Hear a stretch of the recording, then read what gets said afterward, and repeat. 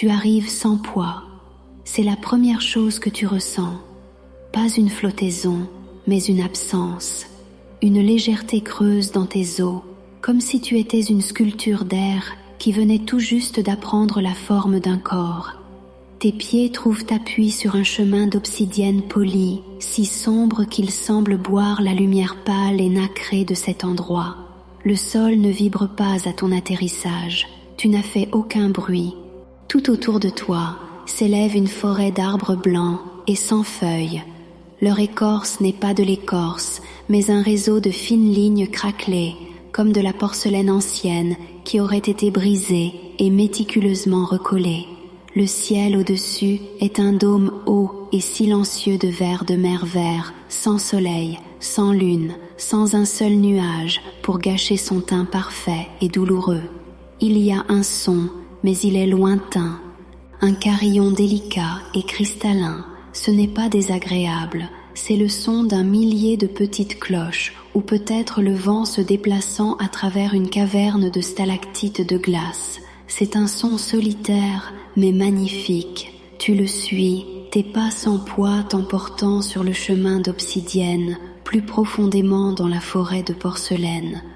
Tu n'es pas seul ici, tu commences à les voir, des silhouettes se déplaçant entre les arbres. Elles marchent avec une lenteur profonde et délibérée, les épaules voûtées, la tête baissée. Elles se déplacent comme si elles marchaient dans des eaux profondes, ou comme si l'air lui-même était un fluide lourd et visqueux qu'elles devaient traverser. Tu en observes une grande silhouette dans un long manteau gris, alors qu'elle s'arrête pour s'appuyer contre un des arbres de porcelaine. Elle respire lourdement, une buée s'échappant de sa bouche invisible. Alors qu'elle déplace son poids, quelque chose de petit et de sombre tombe de la poche de son manteau, atterrissant sur le chemin d'obsidienne avec un cliquetis sec et distinct. C'est un éclat de verre noir, pas plus grand que ton pouce, au bord tranchant et brillant. La silhouette halète, un son douloureux et désespéré, et se penche avec une lenteur atroce pour le ramasser. Elle berce l'éclat dans sa paume pendant un long moment avant de le remettre soigneusement dans sa poche. Elle reprend alors son voyage lent et lourd. Tu touches instinctivement tes propres poches, elles sont vides. Tu ne sens rien d'autre que le tissu doux et l'étrange, troublante légèreté qui imprègne encore ta forme. Tu lèves les yeux. Juché sur une haute branche blanche se trouve un oiseau. C'est la source du carillon. Mais ce n'est pas une cloche et ce n'est pas de la glace. La créature est élégante, formée de ce qui ressemble à de l'argent filé avec un long bec fin comme une aiguille en verre pur et transparent. Ses yeux sont des perles de jais polis. Il tourne la tête, fixant son regard sur toi, puis il ouvre son bec. Le son qui en sort n'est pas un chant, c'est un cataclysme en miniature. C'est le son d'un vitrail qui explose vers l'extérieur. C'est le son d'un miroir tombant d'un haut mur et se brisant en 1 million de morceaux. C'est une cascade de fractures, une symphonie de destruction qui pourtant recèle une mélodie étrange et terrible. C'est le son le plus beau, le plus douloureux que tu aies jamais entendu. Il résonne à travers la forêt de porcelaine. Et tu vois les silhouettes lentes tressaillir, resserrant leurs manteaux autour d'elles. Le son n'est pas seulement entendu, il est ressenti, une vibration qui semble chercher des fissures en toi. L'oiseau termine son chant fracassant, et pendant un instant, le monde est à nouveau silencieux. Ses yeux de jais sont toujours sur toi. Il semble voir ton vide, ta légèreté, il te trouve sans intérêt. D'un battement de ses ailes d'argent, il s'élance dans les airs et s'envole, un éclat de lumière sur le ciel de verre de mer. Tu continues à marcher, le souvenir de ce son résonnant dans ton esprit. Tu commences à comprendre le paysage. C'est un lieu de cassure, de fragilité. Tu croises une autre silhouette, celle-ci plus âgée, se déplaçant encore plus lentement que les autres.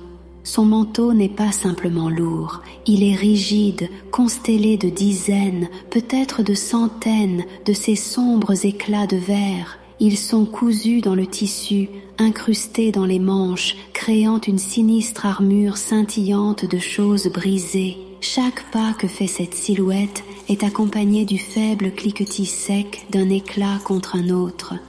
Puis, tu vois ce qui se passe quand le voyage se termine. Devant, sur le bord du chemin, se dresse une statue. C'est la silhouette d'un homme, la tête baissée, une main tendue comme pour supplier. Il est entièrement fait du même verre sombre et fumé. Il est figé, un monument de désespoir silencieux. Un oiseau au bec de verre est perché sur son épaule immobile. Avec une précision délicate, il plonge sa tête et arrache un éclat de verre de la joue de la statue. La statue ne saigne pas, elle ne réagit pas du tout. L'oiseau prend son butin et s'envole. Tu vois maintenant que la forêt est parsemée de ces silhouettes. Ce ne sont pas des statues, ce sont des arrivants qui ne pouvaient plus porter leur fardeau. Elles sont les carrières à partir desquelles ce monde est construit. Et alors, tu le vois, la vérité de cet endroit. Une pensée te vient à l'esprit, sans y être invité. C'est un souvenir, un moment de ta vie, un mot que tu as dit et que tu aimerais pouvoir reprendre. Une chose acerbe et cruelle qui a laissé un silence dans son sillage. Tu te souviens du regard sur le visage de l'autre personne. Tu te souviens de la sensation de vide dans ton propre estomac. C'est une petite chose, un moment que tu as rejoué 1 millier de fois, un regret que tu portes depuis des années. Une douleur, soudaine et vive, te transperce la poitrine.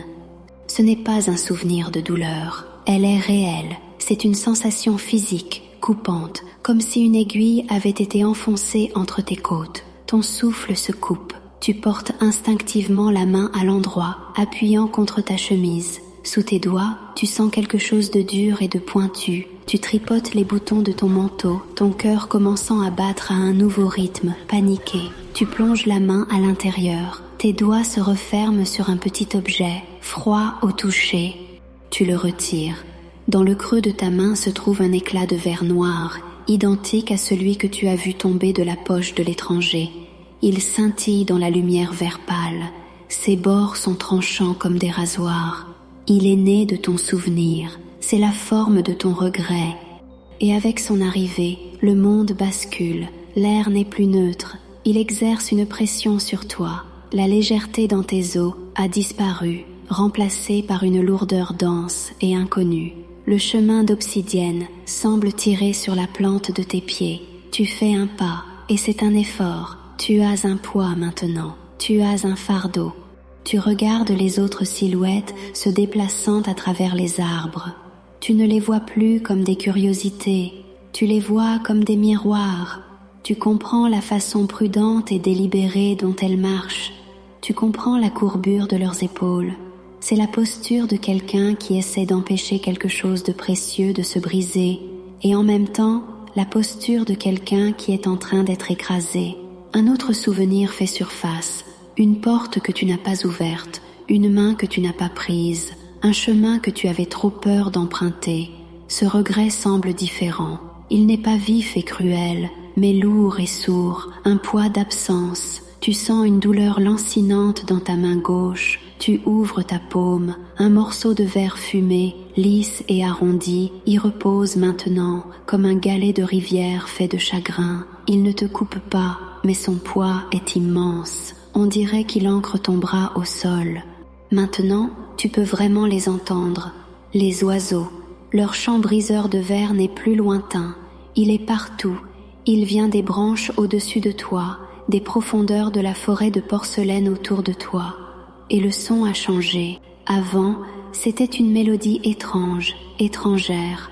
Maintenant, il semble personnel. Il résonne avec les éclats que tu portes. Les vibrations remontent le long de tes bras, dans ta poitrine, cherchant les choses que tu caches, essayant de les secouer, de les briser en plus de morceaux.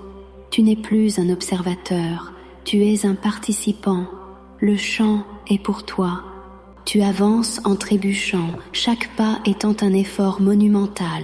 Les 2 petits éclats semblent être des ancres qui te tirent vers le bas. Tu vois un autre oiseau se poser sur une branche basse à proximité.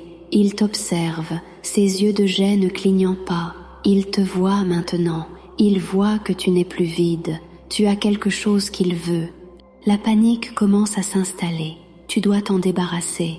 Tu prends l'éclat tranchant de ta poche et, avec un effort soudain, tu le lances au loin dans les arbres.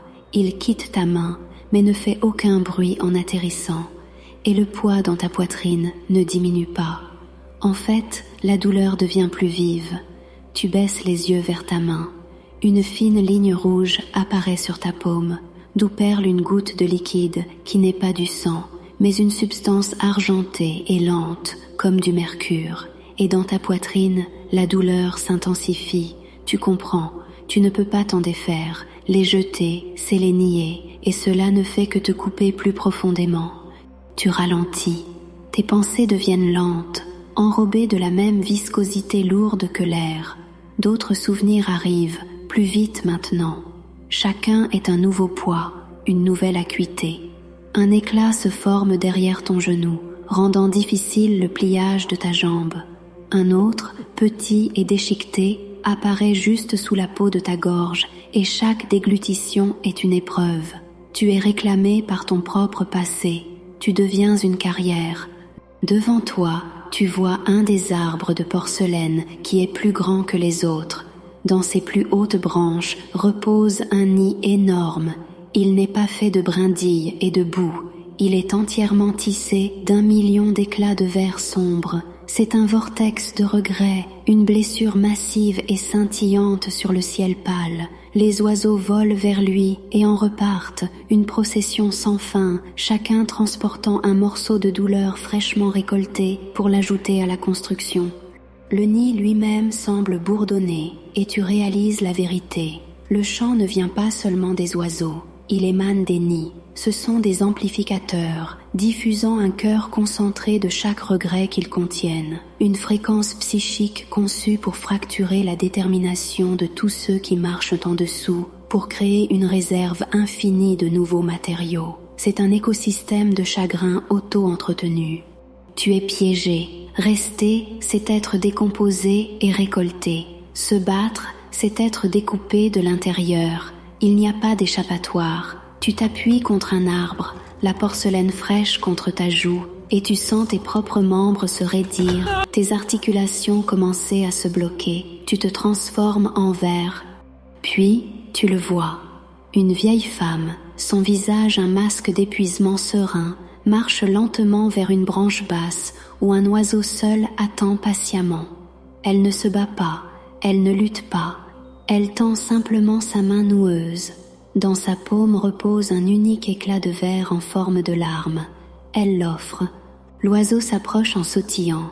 Il n'arrache pas l'éclat, il n'attaque pas. Avec une tendresse qui semble impossible pour sa forme, il prend délicatement le verre dans son bec, le soulevant de sa paume sans même égratigner sa peau. La femme ferme les yeux et expire, une longue et lente respiration. Et ce faisant, une partie du poids écrasant semble se soulever de ses épaules. Elle redresse le dos, juste un peu. Elle a l'air plus légère. Elle adresse à l'oiseau un petit signe de tête fatigué en guise de gratitude, puis continue son chemin. Tu la fixes et une clarté nouvelle et terrifiante perce le brouillard de ton désespoir. Tu ne peux pas te défaire des éclats. Tu ne peux pas les combattre. Tu dois les donner. Tu dois reconnaître le regret, le tenir à découvert et l'offrir pour qu'il soit pris. C'est un acte de confession, un acte de libération. L'oiseau qui t'observait est toujours là, il attend. Ton corps est lourd, tes mouvements sont raides, mais tu te forces à t'éloigner de l'arbre. Tu tends ta main droite, celle avec le premier éclat tranchant, toujours dans ta poche. Avec des doigts tremblants, tu le récupères. Il est chaud maintenant, une partie de toi. Le tendre, c'est comme exposer ton cœur. Tu l'offres à l'oiseau. Il penche la tête, ses yeux d'obsidienne semblant regarder droit à travers toi, pesant le souvenir que l'éclat contient. Puis, il sautille sur ton poignet. Ses pattes sont sans poids. Il plonge son bec de verre et, doucement, si doucement, arrache l'éclat de ta paume. Au moment où il prend l'éclat, la douleur vive dans ta poitrine disparaît. Elle est remplacée par une douleur creuse et nette, comme la sensation d'une dent qui vient d'être arrachée. Le poids de ton corps diminue. Tu peux à nouveau respirer. L'oiseau prend son envol, emportant ton petit regret aiguisé vers le grand nid dans le ciel. Tu baisses les yeux vers ta main. La coupure de ta précédente tentative de jeter l'éclat s'est refermée, laissant une fine cicatrice argentée, comme une fissure dans un lac gelé. Tu n'es pas libre. Tu peux sentir les autres éclats, le poids sourd dans ton autre main, la douleur derrière ton genou, la piqûre dans ta gorge. Un long voyage t'attend. Tu devras tous les offrir, un par un. Et tu sais, avec une certitude qui s'installe au plus profond de ton âme, que de nouveaux se formeront. Ce n'est pas un remède, c'est le processus. C'est le seul moyen de marcher sur le chemin d'obsidienne sans en faire partie. Tu fais un pas, puis un autre. Tu es toujours lourd, tu es toujours lent, mais tu avances. Et tu te souviens de la toute première chose que tu as ressentie en arrivant. Cette légèreté impossible, tu comprends maintenant. Ce n'était pas la liberté, ce n'était pas la pureté. C'était le vide troublant d'un récipient qui n'avait pas encore été rempli. C'était le silence d'une page blanche avant que le premier regret ne soit écrit. Tu n'es pas arrivé dans ce lieu en tant que visiteur. Tu es arrivé en tant que ressource, une nouvelle source de matériaux pour les nids qui chantent leurs chants fracassants pour toujours sur le ciel de verre de mer.